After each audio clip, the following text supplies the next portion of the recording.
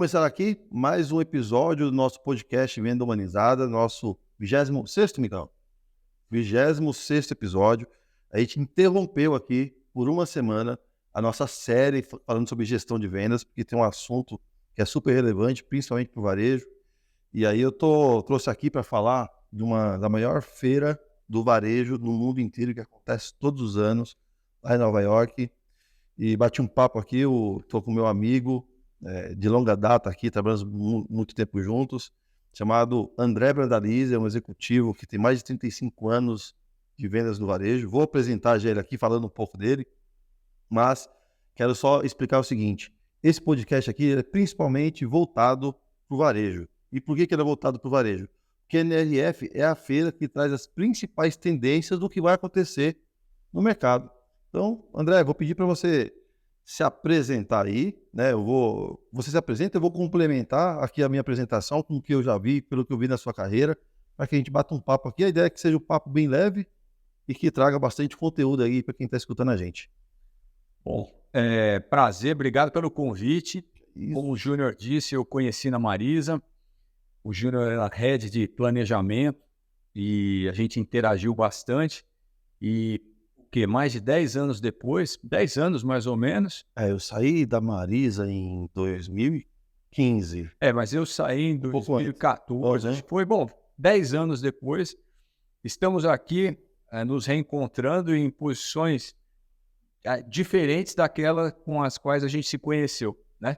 E um prazer ver, primeiro conhecer a sua empresa, ver o potencial.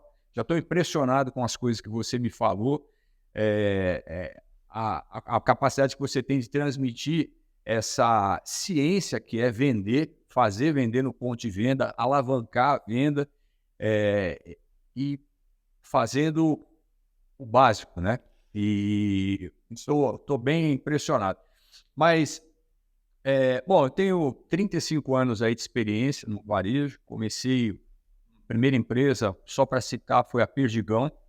Foi a minha primeira experiência grande, mas passei por Riachuelo. Não, peraí, que essa parte eu quero falar aqui, cara, você tem um currículo extenso aqui que eu só quero citar. Deixa que eu quero citar aqui as empresas que você passou. Então, para quem está escutando a gente, o profissional que está aqui na minha frente é um profissional de muito peso, de muita experiência no mercado, sendo executivo de grandes operações de varejo.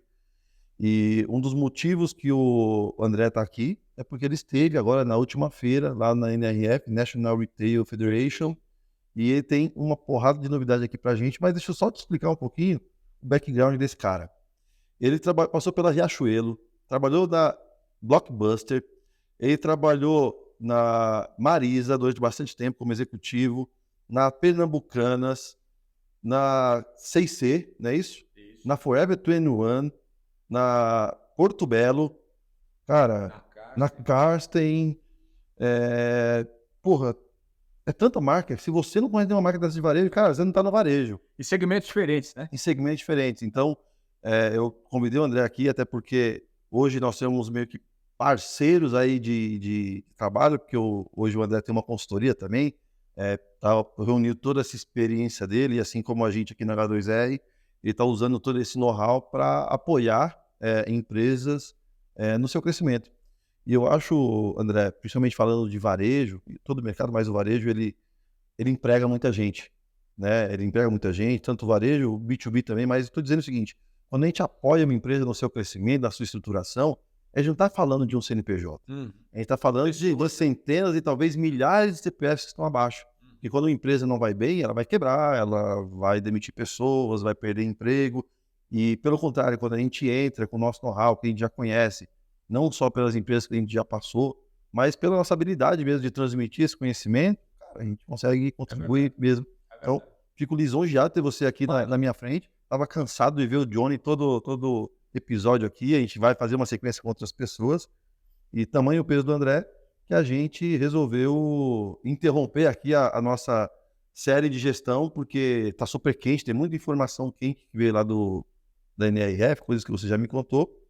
E eu queria aí que você me trouxesse um pouco dessa sua expertise. André, quero fazer uma pergunta, né? Então aqui é um bate-papo bem aberto. O que te levou aí para a NRF esse ano? Olha, essa é minha sexta ou sétima NRF. Eu confesso que todas as vezes eu fui representando uma empresa, uma das empresas que eu trabalhei. E esse ano foi o ano que eu fiz isso com investimento na minha empresa. Então, eu fui buscar na NRF conhecimento, não só para a empresa que eu trabalho, mas conhecimento para que eu pudesse trazer para as empresas com as quais eu vou trabalhar. Trazer esse conhecimento e investir, basicamente, no que eu acredito que é o meu futuro daqui para frente, que é a consultoria. Então, esse foi o motivo principal da minha viagem para a NRF esse ano. E, cara, eu nunca fui na NRF, né? Mas embora toda vez que tem uma feira, eu acabo conversando com pessoas, participo de um workshop, tenho um desejo de ir. Eu sei que o negócio é um mundo gigante, né? É muito intenso, Júnior.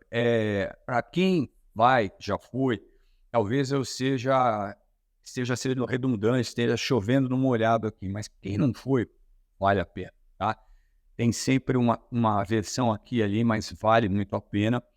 É uma feira eminentemente de tecnologia, né? Os expositores são grandes fornecedores de tecnologia e de aplicativos, de soluções, mas é uma feira muito rica de conhecimento, muito rica de networking, né? Sim. Que você encontra pessoas de todos os segmentos.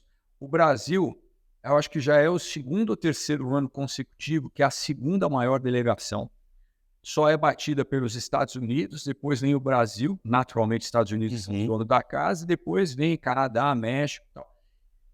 Tamanha importância, tamanho crédito que os brasileiros e as empresas dão a esse evento. E, de fato, é um berço ali onde você bebe muita água boa, né? E também, antes de entrar aqui e falar um pouco do que eu entendi aqui, achei bacana dividir com você, com todos vocês também. Normalmente, às vezes, você sai aqui do Brasil e o Brasil está num momento e você, muitas vezes, bom, e você chega lá nos Estados Unidos e você se frustra porque a economia lá não está tão bem. Então, todo o arcabouço que você encontra lá tem o viés da economia não estar muito bem lá. Esse ano foi um ano que eu confesso que eu me surpreendi, porque a gente aqui vive um momento de acho que dúvida, né, em relação às possibilidades no ano, mas o que a gente encontrou lá é que eles estão extremamente otimistas com as possibilidades de 24 a 25.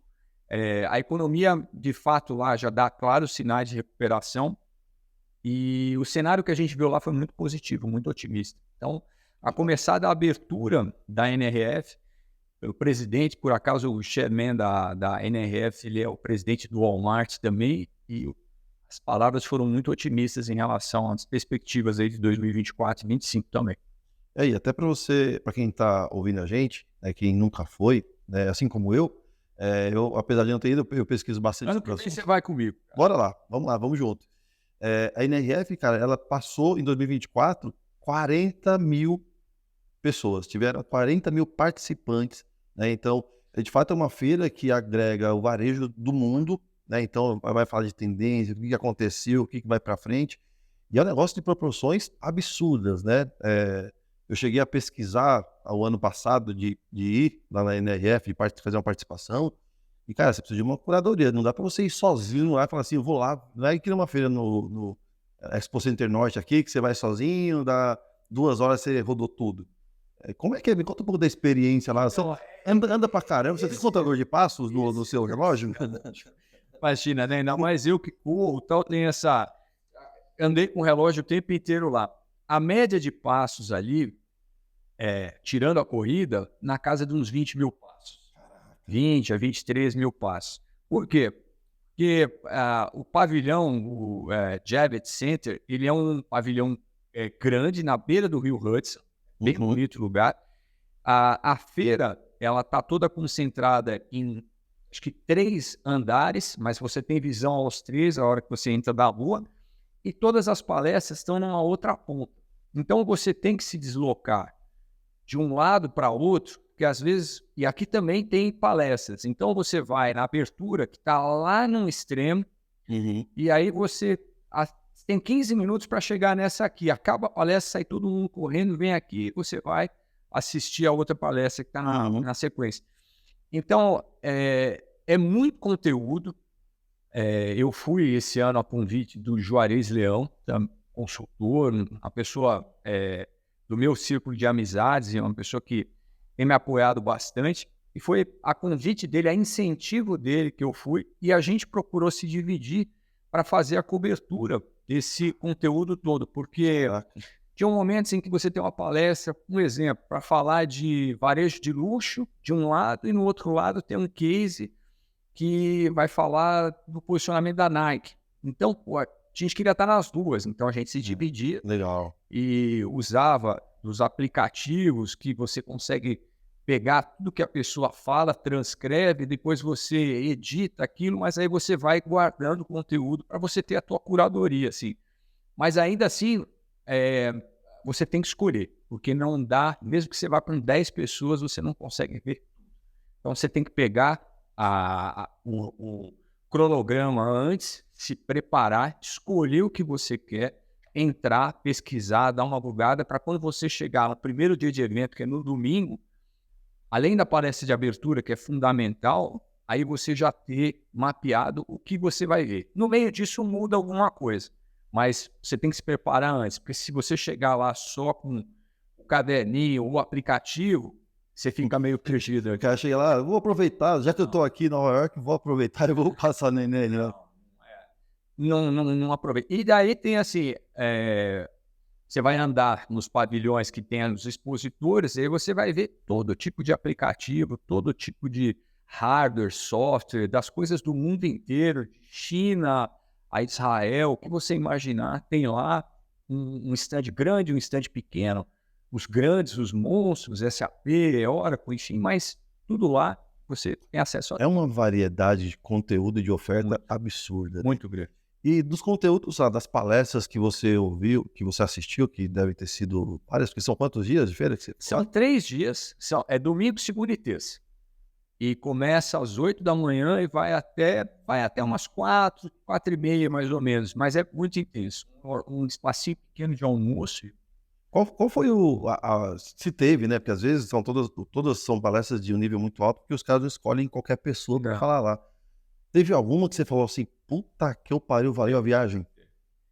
Na opinião do André aqui, quando a gente consegue levar um ícone, eu acho que referenda mais aquela palestra. Porque as pessoas de sucesso, os executivos de sucesso, muitos são desconhecidos. É uma marca, uma empresa. Mas por que eu vou falar? Porque esse ano teve uma palestra na segunda-feira do Magic Johnson. Caraca. E ele é filantropo, ele é empreendedor, ele é CEO, ele é dono de vários times de futebol americano, de basquete universitário. Ele tem basquete universitário, ele tem alguma equipe de basquete. E a palestra dele, assim, começou... Primeiro, que o cara é um monstro. Né? O nome já vem na frente, né? E só que quando ele sentou, e aliás ele se recusou, ele ficou muito pouco sentado no formato normal, no palco, ele desceu e veio no meio do público falar.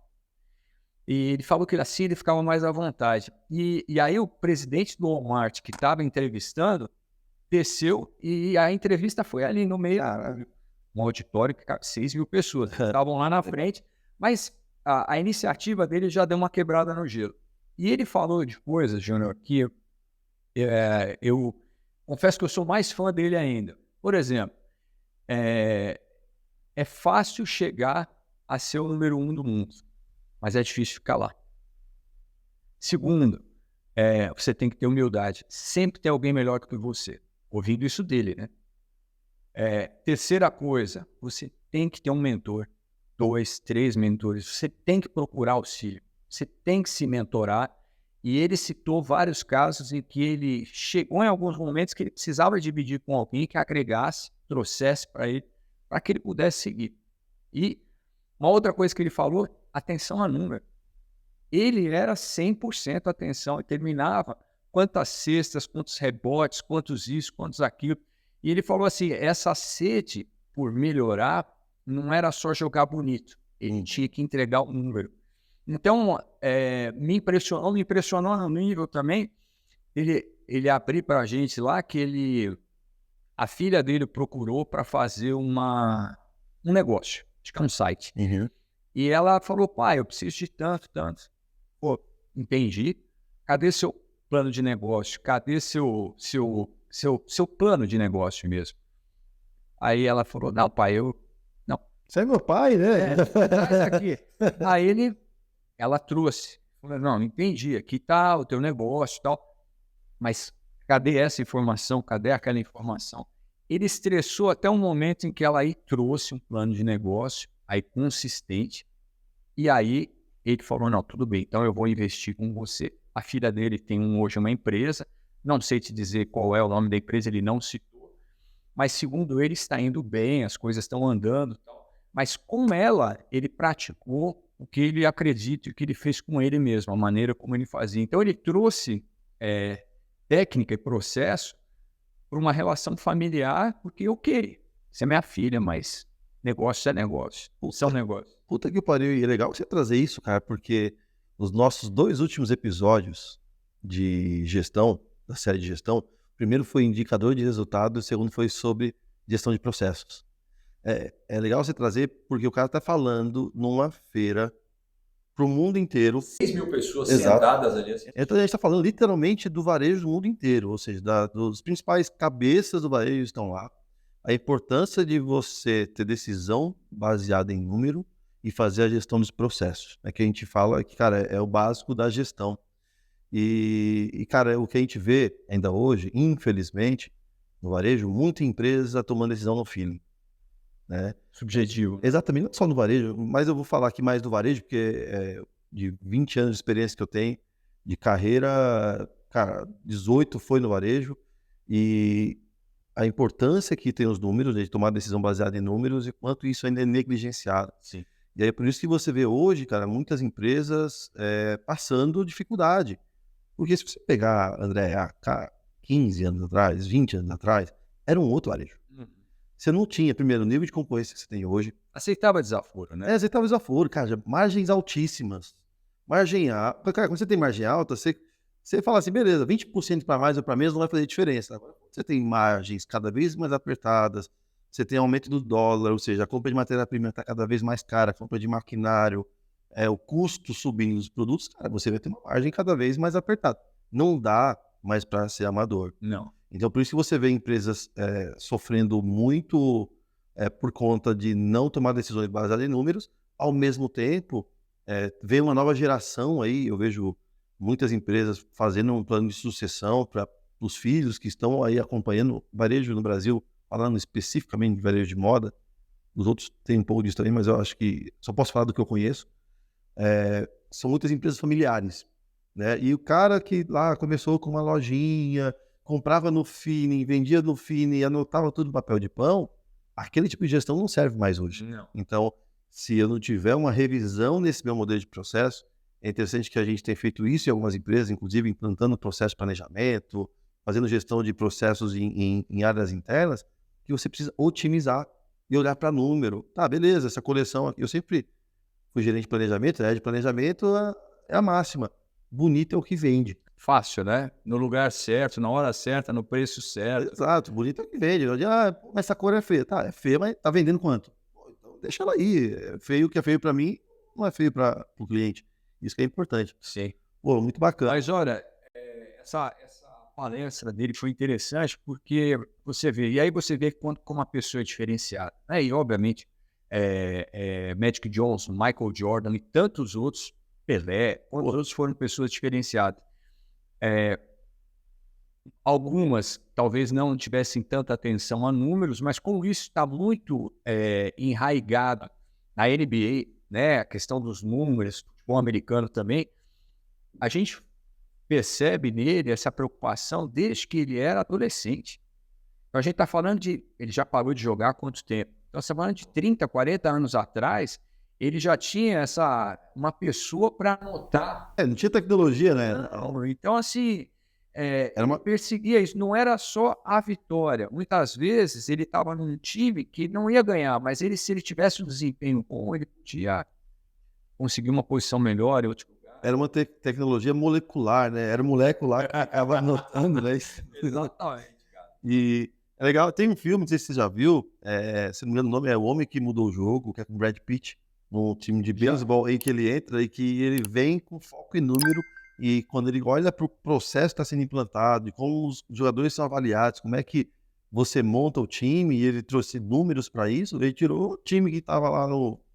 Era português ali do campeonato deles, e o cara ganhou, chegou a ser campeão. Agora, você quer ver que interessante? E aí talvez a gente vai ter pano para manga para conversar horas aqui. Ele realmente fez isso. E ele ganhou, se eu não estou enganado, de 20 ou 24 partidas seguidas. Até os concorrentes diretos dele entenderem o que ele estava fazendo. Aí eles começaram a fazer a mesma coisa. E aí o que aconteceu?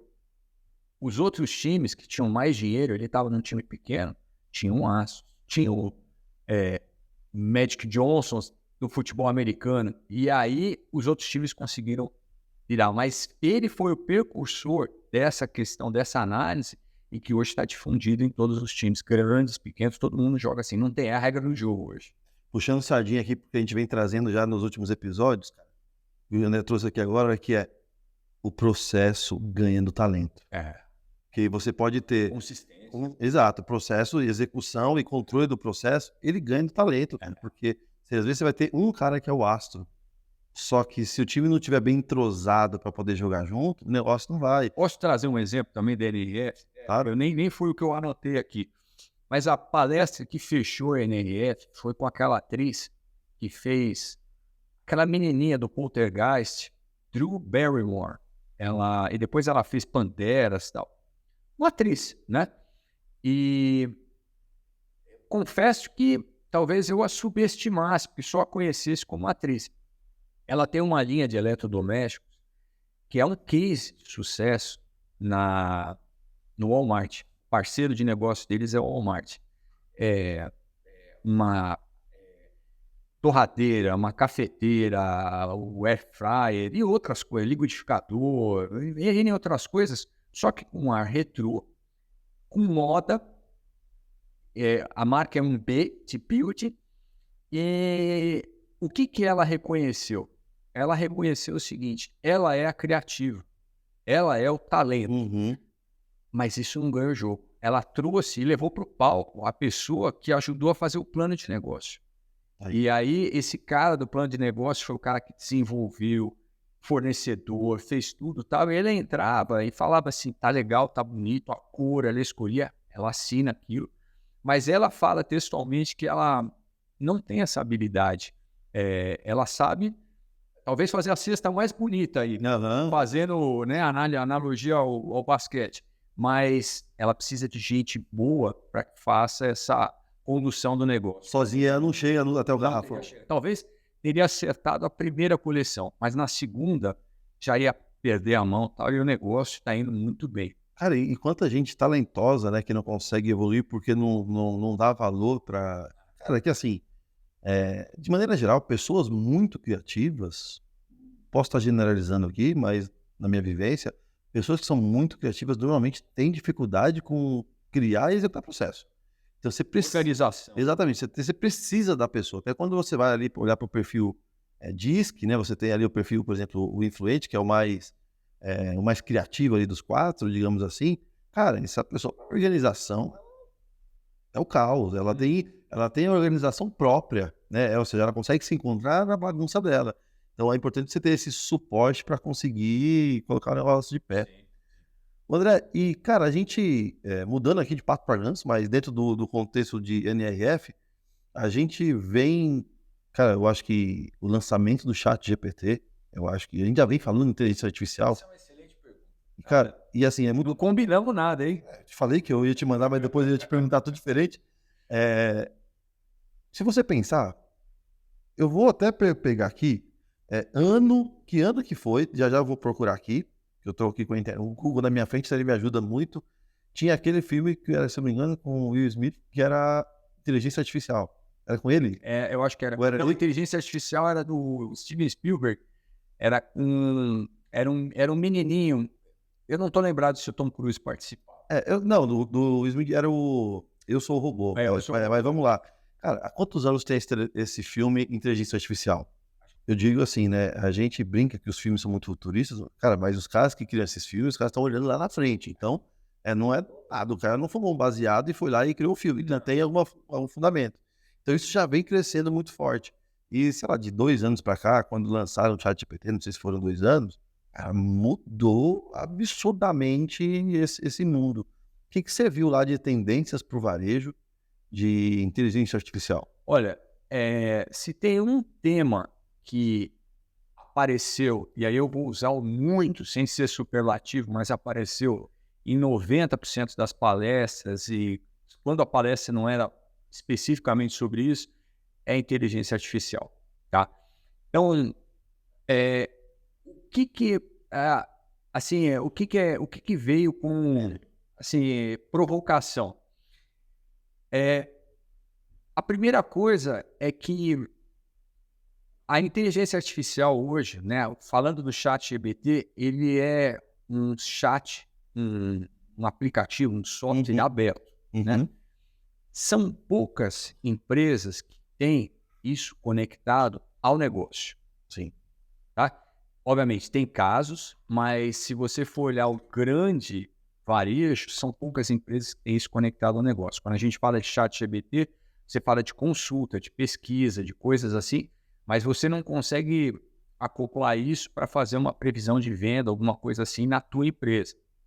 E aí, a outra máxima que apareceu, obviamente, vai contribuir, eu vou falar sobre isso aqui também, mas vou trazer o problema primeiro. Você é um cara que conhece isso também. A questão é, o ChatGPT, ele precisa estar muito bem alimentado de informação. Quando você tem para a tua empresa, para o teu ambiente corporativo. E o que a gente vê hoje nas empresas do Brasil, as empresas do mundo, é que a base de dados não é uma base muito bem tratada. Então, essa base não tão tratada é uma base que pode te levar, o ChatGPT pode não contribuir tanto. Agora, quando você tem, como, por exemplo, a gente conheceu uma empresa, chama-se UltraBuild. É uma empresa, é uma loja que vende, tem toda uma experiência com o cliente e tudo mais, mas ela vende cosmético, basicamente cosmético, muito ligado à moda, muito ligado à tendência. E ela se eu não me engano, ela é de 1990, mas ela se reinventou e aí ela se adaptou para trabalhar com inteligência artificial. Então, hoje, ela consegue, de fato, fazer uma previsão de demanda, não olhando só para trás, como a gente fazia. Ela olha para frente. Mais preditiva. Então, se você olhar assim e dizer assim, eu comprei 100. Nos primeiros 5 dias, eu vendi 20. Pela tua previsão de venda, ele vai te propor que você compre mais 500, quando poderiam ser 5.000. Quando poderiam ser 500, quando poderiam ser sei lá quantos. Mas aí a inteligência artificial contribui bastante. Aonde mais?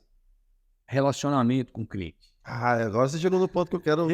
Esse aqui eu vou te explorar mais. E esse é um ponto que, assim, inteligência artificial põe aí como, assim, se a gente fizesse um mosaico aqui com as principais coisas que eu vi, inteligência artificial teria a caixa mais alta, grande.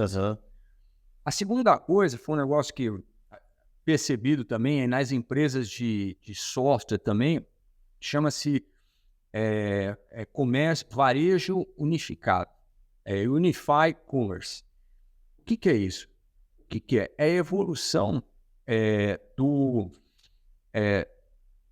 omnicanal.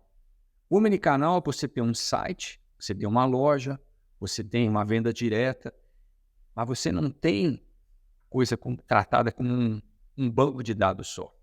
A partir do momento que você tem um varejo, um comércio unificado, você entende o cliente como uma coisa só. Então, ele pode vir na loja, mas você sabe os hábitos, a compra, se ele compra para retirar na loja, você consegue fazer tudo isso. Tanto entregar essa experiência de compra para ele com sugestões, com uma série de coisas, na hora que ele está comprando no site, quando ele é atendido na loja ou quando qualquer outro canal que ele vir escolher. Então, e isso é uma coisa que quem consegue viabilizar é a inteligência artificial. Cara, sensacional. Porque, primeiro, né, que a inteligência artificial que temos hoje, e para mim, eu acho que a gente está só no começo, né? Tem muito para acontecer. Se dá também muito pela capacidade de máquina que a gente tem hoje. Mas olha, Júnior, eu vou te falar, não é percebido, não é uma coisa que fica o hardware. A questão é mais a qualidade da informação. E assim, de fato, tem uma limitação, Sim. né? Mas não é chat GPT. O chat GPT é uma coisa, a inteligência artificial Generativa, né? ela é generativa, ela consegue fazer conexões em que ela, vamos dizer, trabalha essa máquina mais tranquila, assim, deixa o mesmo motor mais econômico, rodando mais, vamos dizer assim. Mas a questão é a qualidade dos dados que você tem. E aí tem outros 2 pontos que eu quero colocar aqui também, que, na minha opinião, vão levar essa realidade para talvez daqui a 3 a 5 anos. Primeira delas, mudança de cultura. Tudo isso passa por pessoas dentro da empresa. Você precisa de gente para trabalhar inteligência artificial. Tinha até uma pessoa, que é me fugiu o nome dele agora, mas eu vou lembrar. Ele dizia o seguinte, a inteligência artificial é o humano elevado à inteligência artificial, e não o contrário. Então, mudança de cultura. E a outra coisa é segurança de dados. Hoje, a Lei Geral de Proteção de Dados, ela coloca alguns limites. A partir do momento que você tem essa informação unificada, toda num lugar só, você consegue tratar, você consegue abordar o cliente. Isso não pode ser vulnerável, porque a pessoa que tiver acesso a isso tem acesso a tudo. Então, são essas 3 coisas. Primeiro, assim, a questão tecnológica, que passa pela análise de dados. A segunda coisa é a mudança de cultura. As pessoas se prepararem, estarem preparadas para trabalhar dentro dessa realidade. E as questões da Lei Geral de Proteção de Dados, essa questão de segurança da informação. Que ao mesmo tempo que ela protege, ela segura, ou seja, ela dá um pouco mais de rigidez nesse processo quando a gente está falando de base de dados. Exatamente. André, e aí vindo aqui até fui pesquisar aqui, né, o filme aqui no Google, cara, de 2001 esse filme. Nossa, então é da minha época de blockbuster, verdade. 2001, cara. Eu lancei esse filme aí em DVD, provavelmente eu tem gente que vai ver aqui que nem sabe o que é isso, mas... Você falava assim, puta, que é isso? Que negócio absurdo, né? A única coisa que os futuristas lá atrás colocaram são os carros voadores que ainda tem só os protótipos, não tá em execução ainda. Cara, me fala um pouco mais sobre essa conexão da tecnologia e inteligência artificial no relacionamento com clientes. Por que eu quero te trazer isso? Cara, eu sou um cara que eu adoro tecnologia, confesso que hoje eu estou um pouco obsoleto, né, porque eu vim muito mais olhando para venda, de comportamento humano, antropologia, e a tecnologia foi avançando em paralelo e muito mais rápido que eu. Então, cara, eu entendo muito pouco de IA, mas eu entendo bastante de comportamento humano. E eu sempre defendo o seguinte, as empresas acabam investindo muito em tecnologia, mas investem pouco nas pessoas. E, de alguma maneira, inclusive por conta do volume de clientes que a gente teve no boom, que a gente teve há 30 anos atrás do varejo, o boom do crédito fez com que todas as classes sociais conseguissem ter um poder de compra maior, fez com que o ser humano se robotizasse no atendimento ao cliente.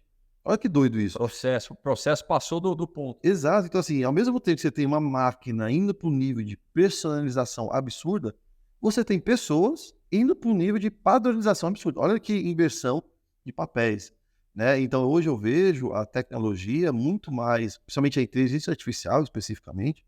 Estou com um projeto paralelo, inclusive, com um especialista em IA aí, para a gente poder conseguir ajudar as empresas nesse primeiro contato com o cliente de maneira personalizada, porque as pessoas acham que mandar uma mensagem para um cliente trocando o nome é personalização. Filho, isso era personalização em 2001. Hoje, isso é o básico. Qualquer ferramenta, isso você faz no Word, inclusive, ele faz isso para você. Que é o seguinte, as pessoas elas acabam falando com todo mundo do mesmo jeito. Então, você entra numa loja e o cara põe a mãozinha para trás e pergunta, posso ajudar? As pessoas têm aquele script padrão, sabe? E eu entendo que a tecnologia, ela substitui um pouco disso, porque O cara que não consegue usar, você falou, né, o ser humano é o elevado à inteligência artificial. Se o cara não usar, a única coisa que diferencia, ou seja, que ganha da máquina, que é a empatia, que é o olho no olho, que é fazer a pessoa sentir especial, cara, essa pessoa tá no risco de ficar para trás, né. E eu sei que as tecnologias estão avançando muito nisso em relação a relacionamento com o cliente. O que você viu lá em relacionado a isso, o contato com o cliente através dessas tecnologias? Olha só, primeiro só assim, hoje, então só para sumarizar, assim, a inteligência artificial, ela é muito atribuída, muito relacionada diretamente a processo. Fazer processo, automatizar processo e fazer processo, realizar processo de uma maneira preditiva, de uma maneira até mais inteligente do que a gente faz, Uhum. né, naturalmente hoje em dia. Mas aonde a inteligência artificial ela vai fazer diferença? Personalização. Então, ela vai conseguir identificar que quem entrou na loja foi o Júnior, o acessou o site. Uhum. Ela vai conseguir ver que você é casado, você tem filho, não tem filho, tem um pet. Uhum. Vai entender que a próxima estação é inverno e vai trazer para. Aí você vai entrar, vai bronzear, vai procurar alguma coisa X, mas ela vai te trazer alguma sugestão que você não esperava, você nem sabia que você precisava ou queria. E aí você vai, de repente, você vai sair do site, uma compra, mas que não foi a compra original que você entrou procurando, mas você foi impactado por outras coisas e você acabou fazendo uma outra compra, né? Você foi impactado de uma maneira diferente porque ela conseguiu olhar para todas essas informações e fazer um negócio personalizado para você. Que é o que o vendedor das antigas, e temos muitos profissionais ainda, quando eu falo, de maneira geral, eu tô falando daquele cara que não tá preocupado, que assim, tá literalmente fora do mercado, que ele não tá olhando, não tá buscando se desenvolver, não tá buscando aprender, né, mas eu tenho aquele cara antigo, que hoje a gente tem muito dessas pessoas ainda, que faz exatamente isso na loja, né. Você chega lá, por exemplo: "Pô, queria comprar uma polo branca", aí o cara entende a sua necessidade, entende quem é você, se você é casado, pra onde você vai, e fala: "Cara, olha, entendi que você quer a branca, mas eu acho que entendo que para essa ocasião aqui, o que você acha da vermelha?". E você fala: "Pô, a Ó, vermelha é legal". vou te dar um exemplo prático que aconteceu comigo, da inteligência artificial. O ano passado, eu fui na NRF também, e tinha um stand da Amazon Go, aquele que você entra, você pega as coisas e você sai, não paga nada, ele já Sim. cobra, né? Você só tem que ter o aplicativo lá. E era próximo do horário do almoço, eu peguei um sanduíche, uma Coca-Cola e mais alguma coisa. E foi meu almoço aquele dia. Passou um ano. Eu comprei na Amazon aqui no Brasil, comprei até algumas coisas lá fora e tal. Aí não tinha, não estou lembrado, mas se tem, eu não usei essa opção de compra lá dentro do pavilhão. Mas eu entrei numa Amazon Go ali em Nova York.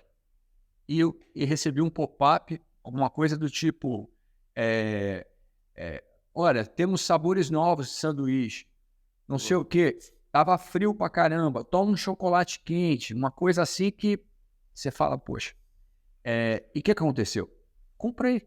Não tem como, no mínimo, Eu estava com fome, o chocolate quente eu não ia comprar uma água, no final o chocolate quente é a venda adicional que tá ali. cara, mesmo que eu não quisesse, eu compraria só pela admiração do trabalho de quem tá por trás disso. Mas é muito interessante, viu, Júnior, é muito interessante mesmo. E do que você viu lá, André, que assim, a gente tem uma cultura, a cultura do brasileiro, e eu só quero trazer isso porque se você falar a bolha de 2008 lá das .com, né, falava que assim, as tendências era de que não ia ter mais loja em 5 anos, né, que tudo ia ser online, aquela coisa. E aí a gente tem uma barreira que é a barreira da cultura dos países, né. Então uma coisa é Estados Unidos, outra coisa é Europa, outra coisa é Brasil, que a gente tem muito essa necessidade do contato humano, a gente tem é a cultura local. O que que você viu lá, por exemplo, para a gente fechar esse tópico de tecnologia, que você vê que é pouco aplicável no curto prazo aqui? Olha, no Brasil, assim, a primeira coisa, eu vou ser repetitivo com isso, é a questão dos dados. Dos dados. A questão de você ter dados confiáveis, trabalhados, higienizados, você ter a condição de ter o dado ali para você trabalhar. Primeira coisa. Segunda coisa, que já começou a ser aplicado no Brasil, mas ainda é nada tão grande, é a loja, o varejo físico, ser um ecossistema. Então, você não vai entrar só para comprar você vai ter lá uma gama de coisas. Essa loja de beleza, a Ulta, ela tem cabeleireiro, ela tem maquiador, ela tem tudo ali o dia inteiro, o tempo inteiro. Inclusive, você pode comprar, subir, fazer seu cabelo e tudo mais. Aí a Target olhou para ela mesma e falou: a gente não é competente o suficiente para ter uma loja de beleza aqui dentro. Trouxeram a Ulta para dentro da Target. E a Target deu o espaço, obviamente ganha em cima disso, mas todo o conhecimento embarcado aqui foi para dentro da Target, e a Target hoje, assim, ela é uma opção interessante e a pessoa sabe que está comprando na Ulta dentro da Target. Então, e olha que doido isso, porque funcionou muito bem lá. Esse conceito, Store in Store, cara, é um conceito que tem uns 20 anos. E você conhece alguma operação aqui que tem isso hoje? Olha, eu estava lá também com o Takano e ele trabalha muito esse conceito. Ele citou de uma loja uma autopeça, mas em Maringá, que falou que tem todo esse conceito amarrado, mas eu não lembro dizer agora o nome. Mas você vê, é um caso que está me vindo à cabeça. São poucos, realmente. Porque pensando aqui de moda, cara, moda, beleza, eu não consigo pensar em ninguém. Obviamente você tem ali de uma marca como uma Sephora, por exemplo, que tem as suas ilhas por marca, mas é diferente que a operação ainda é da Sephora. Ela compra Exato. ela expõe na gôndola. A mesma coisa o supermercado. Exato. Também não conheço, mas esse conceito eu lembro que na época, eu acho que eu estava no dia e a gente começava a estudar esse conceito de Store in Store, né? Ou seja, uma loja dentro de uma loja, que é uma operação totalmente à parte da operação da loja, inclusive gerida por outro, a gestão de estoque. E aí, isso que você trouxe da higienização de base, né, que você falou que foi repetitivo, e é verdade, porque é um cenário que a gente enxerga. A gente já tem capacidade técnica para ter omnichannel funcionando assim, com fluidez, só que a gente esbarra na qualidade das bases de dados, nas informações, a quantidade de puxadinho que a gente tem. SAP aqui no Brasil, em varejo que eu conheço, não tem SAP. Tem ZAP, que é toda aquela transação Z, ou seja, é tudo muito customizado. E quanto mais customizado, menos um processo, uma ferramenta que pode contribuir com isso vai conseguir rodar, porque é tanto integração de sistema que fica moroso e com muito erro acontecendo. Né? Sim, sim. Então, assim, na minha leitura, não é maquinário, não é hardware, é qualidade de informação de verdade, e o brasileiro vai lá, vai chegar aqui, mas como eu disse, isso vai demorar 3, 4, 5 anos, e mesmo lá também não é assim, lá realmente é uma feira que lança muita tendência, mas a gente vê cases práticos, mas assim, não é uma coisa tão difundida. Agora é fato, Júnior, quando você olha para 2007, a primeira vez que eu fui, falava-se de um e-commerce, e a gente, aqui no Brasil, em 2007, o e-commerce era incipiente, era um negócio, roupa não vende sapato e vende não sei o que lá. Hoje, e lá eles já falavam outra coisa. Tudo bem, se passaram aí quase 20 anos, 15, 16 anos mais ou menos, mas hoje é uma realidade. Então, o que mostrou lá demorou 16, 17 anos para acontecer. Agora, as coisas que estão aparecendo lá não vai ter essa cadência toda, até porque não tem mais tempo para isso. Então, o que foi 16, pode ter certeza que vai cair para 5 e a coisa vai acontecer. E tem no meio de tudo isso, não é isso que eu falei aqui, a inteligência artificial não é como, vou dar um exemplo aqui, teve um ano que só se falou de metaverso. Era uma grande tendência, era uma grande coisa e tal, mas era uma coisa assim que não se concretizou, não se sustentou. Agora, a inteligência artificial, de fato, ela tem aplicabilidade. É uma coisa que vira negócio. E aí bate no bolso, a coisa acontece. Vai acontecer. A gente usa muito inteligência artificial aqui. Eu digo que a gente precisaria de umas 2 pessoas a mais para fazer o que essas inteligências fazem por nós. Sim. Inclusive, eu tava esse meu parceiro aí que a gente tá construindo um projeto, né, para o varejo, principalmente voltado para atendimento através de IA. Cara, a gente já tem da ferramenta dele inteligência artificial que você manda o áudio, ela ouve o áudio e te responde em texto. Já tem, assim, você consegue clonar a sua voz e, inclusive, daqui a pouco, cara, e vou te falar, ele já me mostrou testes de que a inteligência artificial responde com a sua voz em áudio. Tá, assim, 90% bacana. Tem uma coisa ou outra, o número ainda tem aquele número de central de telefone 8, mas o restante, cara, é fluido. Então é um negócio, inclusive eu vou trazer ele aqui para um episódio para falar sobre o potencial da inteligência artificial dentro do modelo de atendimento, que vai ser um negócio, Eu acredito. assim, e é muito rápido, né? Tem um cara que é o cara da IBM, esqueci o nome dele, o conceito que é o seguinte, que ele falava que a capacidade de processamento, ela duplicava a cada ano. Nossa. Então, a gente está falando de uma exponencial. Então, a gente está numa barriga exponencial que, assim, cara, agora é uma velocidade muito absurda. Porque, por exemplo, antes, para você programar um site, você tinha que pagar um cara... Hoje, Da NASA, né? Hoje, você precisa, se quiser um negócio muito estruturado, você já tem que pagar e leva um tempo. Mas, cara, hoje você não precisa programar tudo, já tem ferramentas no code. Esse meu parceiro, o Rony, ele tem um projeto lá que você consegue construir uma loja virtual em 10 minutos, onde há 10 anos atrás era 6 meses para construir o negócio. Então, Caro. e, cara, você vê a velocidade que isso acontece, e quanto mais automatizado isso fica, mais barato e mais disponível, mais acessível, né? O André, caceta...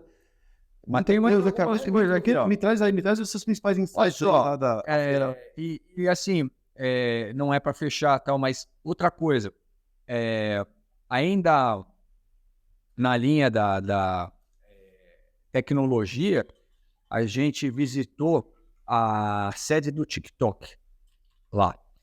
E, para falar a verdade, eu não conhecia, assim, eu tinha o TikTok, mas eu não era um assíduo usuário, né? Uhum.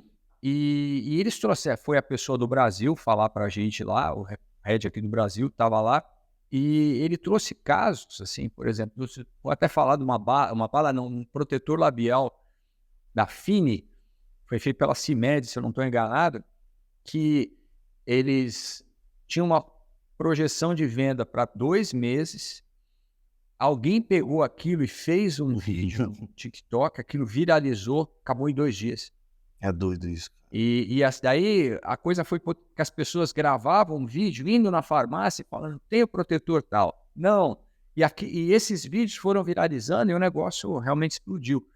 Então, como essas plataformas, primeiro, elas constroem a tua reputação, elas te trazem resultado, como isso é rápido, né? O teu consumidor faz a propaganda do teu produto e como isso traz resultado, como monetiza isso, que é um negócio que há pouco tempo atrás o Facebook não vendia. Cara, isso traz uma narrativa muito interessante em relação a marcas, né? Eu estava falando disso hoje numa mentoria de gestão, que fala o seguinte, as pessoas estão cada vez menos fiéis às marcas, mas continuam cada vez mais fiéis às pessoas. Exato. Então, quando a gente fala de viralização, nada mais é do que pessoas reais falando daquele produto. Sim. E às vezes o cara ainda está investindo ali só na marca dele, achando que a marca dele é tudo aquilo. Cara, olha a quantidade de marcas que surgiram, marcas de roupa, nos últimos 2, 3 anos. Então, assim, você vê vendedora, por exemplo, que ela sai de uma marca e a cliente vai com ela. Ou seja, as pessoas não são fiéis à marca, são fiéis às pessoas que representam essa marca. E essa questão da viralização nada mais é do que isso. Do que as pessoas confiando nas pessoas como dica de uso. É diferente antes, lá na Globo, o cara ficava lá, óbvio que... Tava uma estrela para falar e aí todo mundo... Não, E assim, ia uma puta grana pra Globo pra poder trazer aquele cara. nada disso. Óbvio que as marcas que já faziam isso há décadas, estou falando de marcas no top of mind, como Omo, Coca-Cola, Gillette, essas, cara, ainda continuam muito forte, porque pegou a nossa geração. A geração mais recente não assiste TV, então não pegou essa lavagem cerebral que a gente viveu na TV dessas marcas que investiam muito nisso. Então, quanto mais a empresa investir na experiência do cliente, quanto mais investir nessa conexão do cliente e o vendedor, ou aquela pessoa, até te falei na nossa conversa, que a gente tem um conceito que chama de Omnichannel, né? Que, ou seja, ela é multicanal em todas as plataformas, mas que essa pessoa tem um ponto focal na empresa, que é o vendedor, que vai ser comissionado independente se o cliente comprar no site, se vai mandar um delivery na casa dele ou se vai na loja. Sim. Então, isso é muito interessante porque isso reforça esse conceito de que, cara, pessoas se conectam com pessoas. Sem dúvida. Sem dúvida. É isso. Aí, assim, essa preocupação de entender que passou um pouco do ponto, Uhum. de usar a inteligência artificial para ter um chat que te atende ali, te dá assistência humanizada, mas... Só que não, né? Mas a ideia deles é que a coisa, assim, evolua para que você tenha a sensação Sim. que você está falando como um humano. E também esse ganho de despesa, né, essa redução de despesa é uma coisa também que é difícil você voltar. Agora, é fato que a presença humana, né, a interação humana, está claro também, é insubstituível.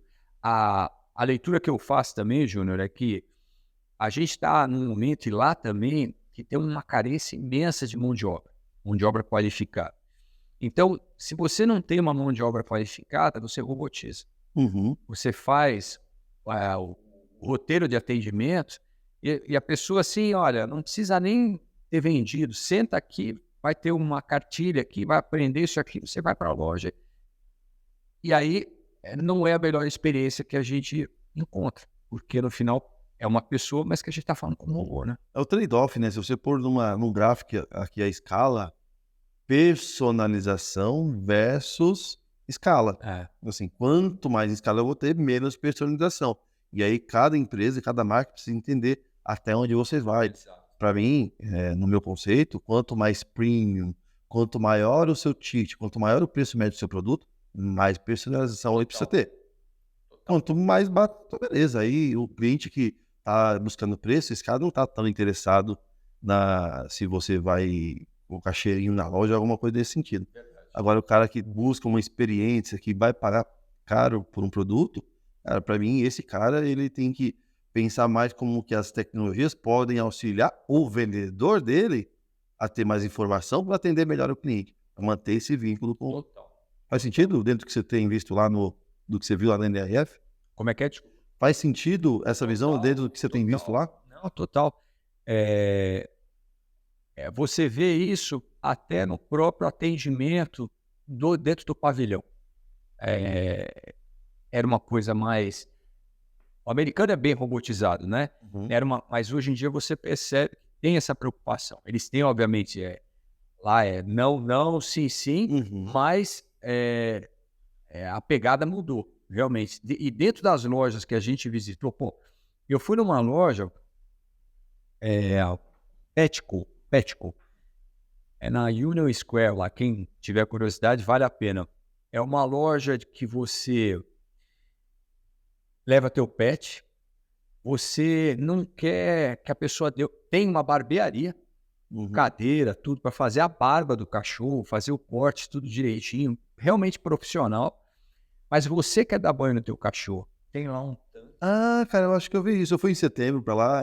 Você tem lá o shampoo, o rinse, não sei o que, o secador, você faz todo o trabalho, põe a coleira e sai. E o tempo inteiro, as pessoas ali, assim, te abordando, te oferecendo solução.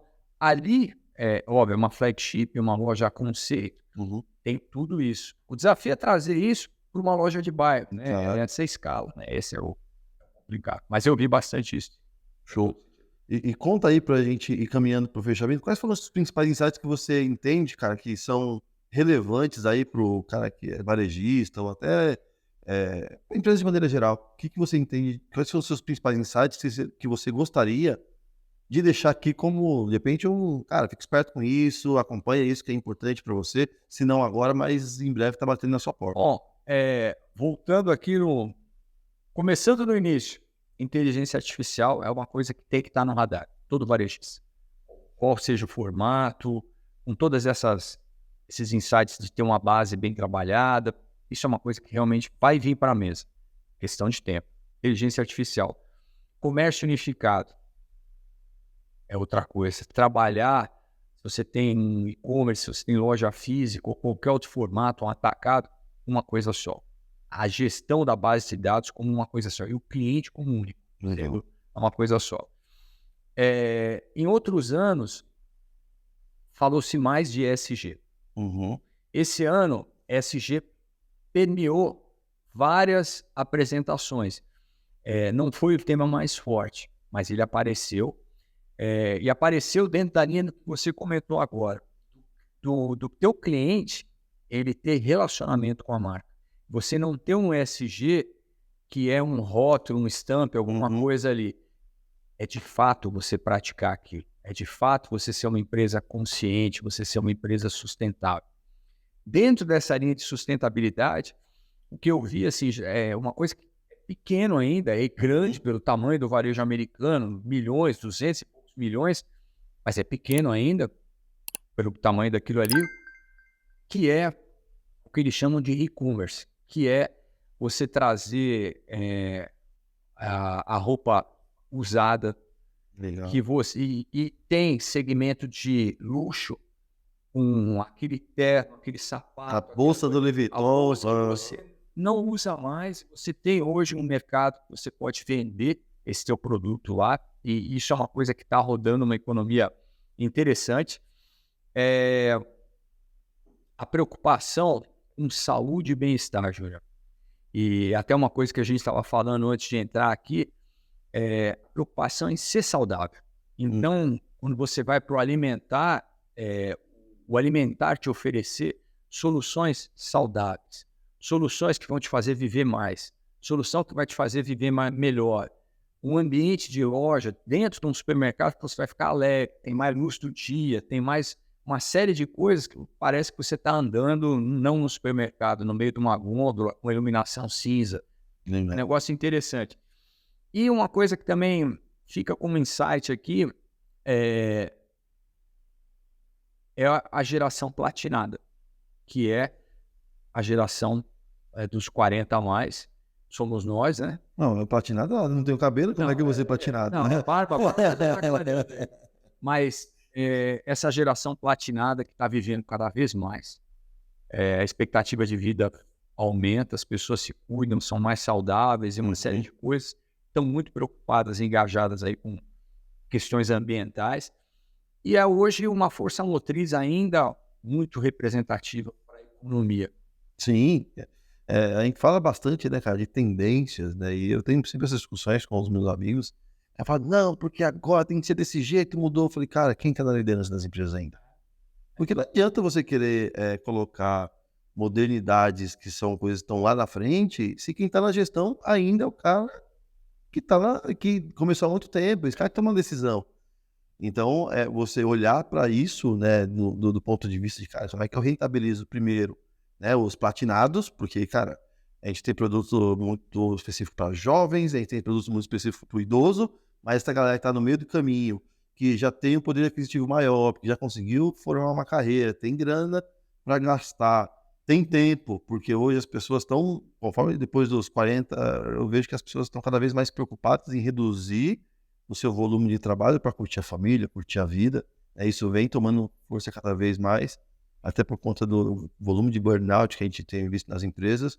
Aí fala, cara, deixa eu valorizar mais o que realmente importa, que é a minha família, que é a minha saúde.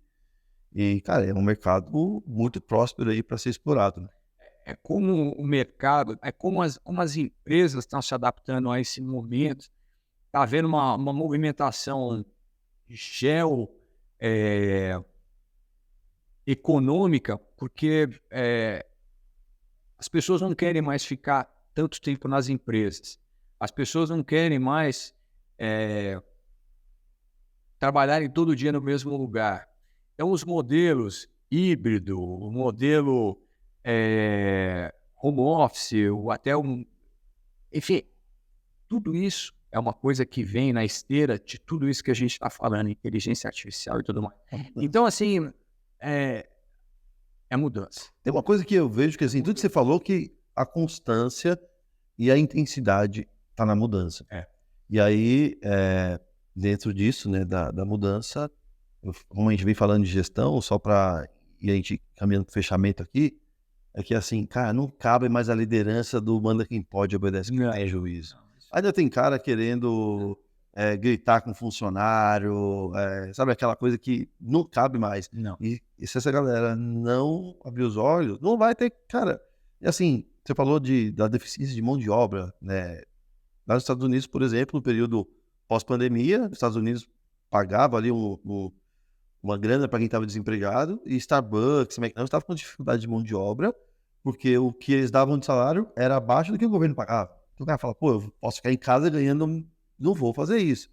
Hoje a gente encontra uma grande deficiência de mão de obra em cargos de base. Cara, ninguém quer ser garçom, ninguém quer ser vendedor, ninguém quer ser costureiro. Então, a indústria está sofrendo muito com isso, porque a galera realmente não quer. Agora, começa a ficar insustentável também, porque hoje o cara ele acha que ele entrou numa empresa e entra perguntando quanto tempo eu preciso para ser CEO. Esse imediatismo também não é sustentável. Então, quem está aí na gestão tem que tomar muito cuidado nas decisões, porque, primeiro, eu não posso sair atendendo todas as demandas que me trazem, porque eu não sei se isso vem para ficar. Sim. Eu não sei o quanto isso é efêmero, né? Se isso, de fato, é o que sustenta e se equilibra a balança financeira. Sim. Porque, no final das contas, uma empresa que não dá lucro, e H2R é humanização para resultado, ou seja, você trabalhar as pessoas para gerar resultado, ela é um equilíbrio. Tanto as pessoas quanto o resultado, eles são fundamentais. Um você não vive sem o outro. Eu até te cortar aqui, Júnior, mas isso é outra coisa que agora você falou, não tinha notado, mas é relevante. O ano passado e esse ano. Legal inteligência artificial, legal ESG, caro fazer ESG, legal isso, legal aquilo, tem que dar resultado. O que eu percebo lá do ano passado e esse ano, pragmatismo. Legal, tudo, bacana, mas no final, sim, tem um aluguel para pagar, cara, tem que dar resultado. Eu brinco que se a empresa não vencer, cara, o boleto sempre vence. Então, o boleto sempre vence. Se você não vencer, assim, ele tá correndo na sua frente, cara, ele vai vencer. E às vezes eu vejo as pessoas falando, não, tem que fazer isso na empresa, tem que fazer aquilo, com ações que não cabem dentro do budget da empresa. E assim, beleza, tem empresa que faz e quebra logo depois porque não consegue sustentar. E porque o Ferreirinha, né, que tem um livro muito legal que eu gosto, que chama O Paladar Não Retrocede. Paladar não retrocede. O paladar não retrocede é muito bom porque o paladar realmente não retrocede. Não. E no momento em que você entrega um benefício para o seu colaborador, subiu a régua. Subiu a régua, cara. Agora para você voltar, então, assim, você vê a quantidade de empresas que colocaram não, agora 100% home office, só que se você não tiver uma cultura muito bem estruturada, processos muito bem desenhados, ferramentas de controle, você não vai conseguir entregar o resultado no final. Aí agora tá voltando a galera para os escritórios, todo mundo muito insatisfeito. Por quê? Porque falou, não, agora esse é o novo modelo. Calma, cara, depende do seu negócio, depende do nível que você tá, depende de que estágio, depende de uma série de coisas. Exato. Não é só seguir a moda. Não é mesmo. É isso mesmo. E aí a gente tem duas coisas, né? Capacidade de se adaptar, mudando. Adaptação ou mudança. Esse é o tempo inteiro. Essa é a tônica do negócio. Cara, e falando aqui em adaptação e mudança, né? Você agora está aí com consultoria, ajudando as empresas no seu crescimento.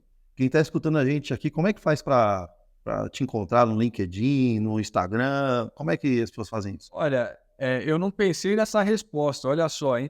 Mas pode me encontrar no LinkedIn, André Brandalize, pode fazer contato diretamente no LinkedIn e eu vou retornar com certeza. A gente vai conversar. Cara, perfeito. André, eu por mim ficaria aqui mais horas. Mas eu quero só uma frase que eu gostei, posso falar? Calma aí, você tem uma frase? Tem uma então frase. Segura, porque eu faço uma pergunta no final, Então tá que eu acho que vai casar. Não combinamos, né? Não. Eu te falei, cara, não adianta a gente combinar que aqui o jogo é outro. Eu vou fazer uma pergunta já para você, que é qual que é a palavra para o dia de hoje? Eu vou falar, cara, qual que é a frase do dia de hoje? Você pode encerrar com essa frase. Fechou. Fechou?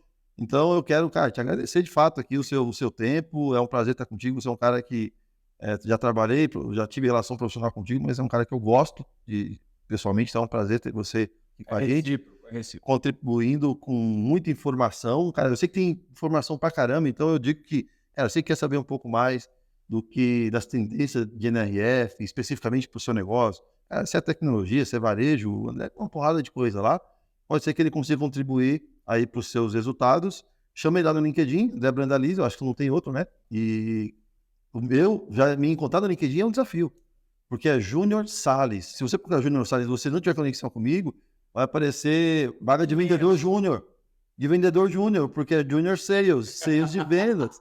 Cara, é um desafio me encontrar lá. Então, Júnior Souza Salles, você pode tentar me achar no LinkedIn, mas você que está aqui com a gente até agora, não esquece de seguir a gente no nosso Instagram, @venda.humanizada, no TikTok, Kawaii, e também lá no YouTube. Agora a gente está colocando alguns episódios lá no YouTube, chama Venda.humanizada também o nosso, Venda Humanizada, perdão, o nosso canal. E você consegue também, além de ouvir aqui tudo que o André trouxe, consegue ver essa grande figura que está aqui na minha frente. Sim. André, então, cara, para você, qual que é a sua palavra para o dia de hoje? Pode ser a frase? A frase, claro.